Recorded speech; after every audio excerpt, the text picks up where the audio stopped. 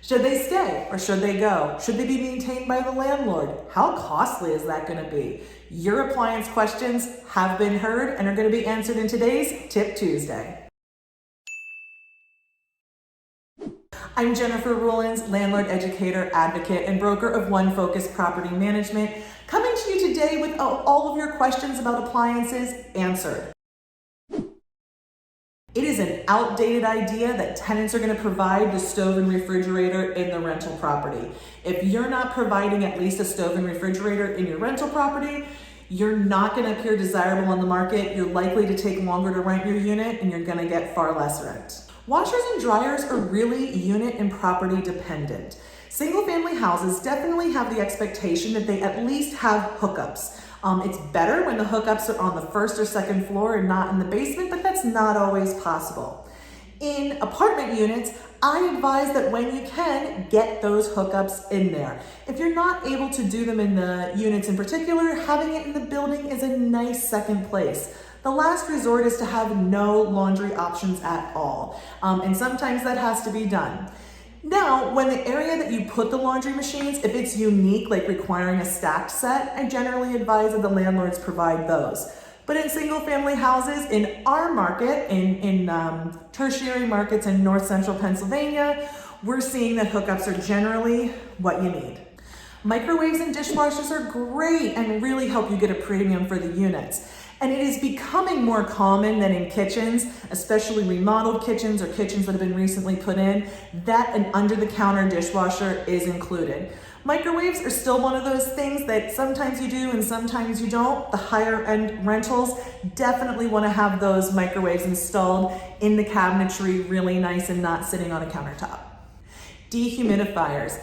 If the basement or a space in the property requires dehumidification, it's important that the landlord provide that and set that up to run and drain on its own, controlled by a humidistat. It would be inappropriate to ask the tenant to provide that or to regularly empty the reservoir. It should be set up to drain on its own. Window air conditioners. I hear rental property owners talk about wanting to leave these behind for tenants. It is generally my advice that appliances and things like that are truly what's called chattel, personal property, they're not a fixture, they're not permanently attached to the property, that sort of thing not be included. In our markets, it's really pretty commonplace for tenants to have to use window air conditioners because we have old housing. So I would encourage you, if you're in a market where central air isn't the standard, don't worry about providing window air conditioners. It's generally more hassle than it's worth. Lawn equipment. You might think it's helpful to leave a weed eater or a lawnmower for your tenant to use.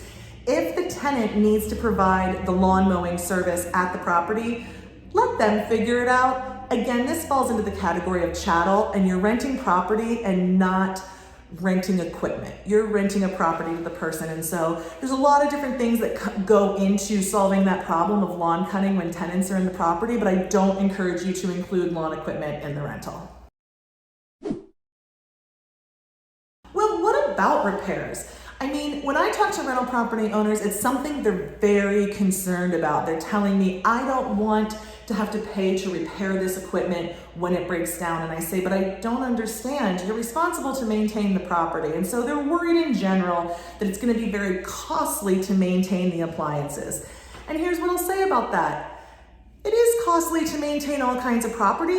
I have noticed a difference in appliance repair costs when you're renting to qualified tenants. You don't get the same kind of property damage and negligence and abuse that you sometimes get when you're renting to unqualified tenants. So if you're following our standards of renting to qualified tenants and using discipline management, your appliance repair costs are not something to be concerned about.